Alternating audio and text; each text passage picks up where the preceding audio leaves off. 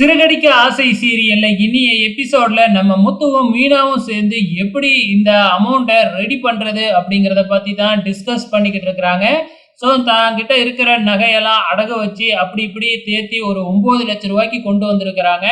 அதுக்கப்புறம் வந்து பார்த்தீங்கன்னா, எப்படியாச்சும் 3 மாசத்துல வேலை செஞ்சு இந்த அமௌண்ட் எல்லாம் சம்பாரிச்சிடணும் அப்படின்னு திட்டம் போட்டுக்கிட்டு இருக்கிறாங்க. அதுக்காக 2 பேருமே சேர்ந்து சாப்பிடாம கொள்ளாம வேலை செய்யற மாதிரி நமக்கு காமிக்கிறாங்க. ஒரு பக்கம் நம்ம முத்து வந்து பார்த்தீங்கன்னா, ஓய்வே எடுக்காம கார் ஓட்டிக்கிட்டு அவுட்டர் ட்ரிப் இந்த மாதிரி போய்க்கிட்டே இருக்கிறாப்புல. இந்த பக்கம் என்னடான்னா, மீனா ஓவரா ஆர்டர் எடுத்து ரொம்ப கஷ்டப்பட்டு வேலை செஞ்சுக்கிட்டே இருக்கிறாங்க. ஸோ கூட இருக்கிறவங்கலாம், "என்ன மீனா இவ்வளோ வேலை செய்றியே, உனக்கு டயர்டா இருக்காதா? சாப்பிடு" அப்படின்லாம் சொல்லி பார்க்குறாங்க. ஆனா தண்ணிய குடிச்சிட்டு நம்ம மீனா வேலை பார்த்துக்கிட்டே இருக்கிறாங்க.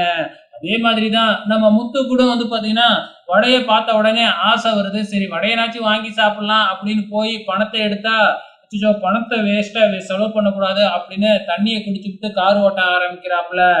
கடைசியா வந்து நம்ம மீனா சங்கத்துல இருக்கும்பொழுது, மீனாவோட ஃப்ரெண்ட்ஸ்லாம் வந்து இந்த மாதிரி ஒரு பெரிய ஆர்டர் ஒண்ணு கிடைச்சிருக்கு. அதாவது தமிழ்நாடு அரசு சார்பா கோடை காலத்துல மலர் கண்காட்சி பண்ணுவாங்க இல்லையா?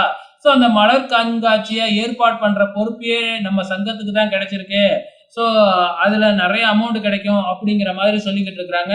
மீனாவும் பயங்கரமா சந்தோஷப்பட்டுக்கிட்டு இருக்கிறாங்க. அந்த ஆர்டர எடுத்து பண்ண போறாங்க.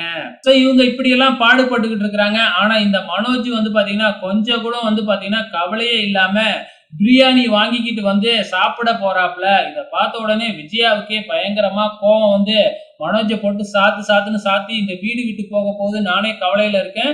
நீ அத பத்திலாம் நினைக்கிறியா?" அப்படிங்கிற மாதிரி திட்டிக்கிட்டு இருக்கிறாங்க.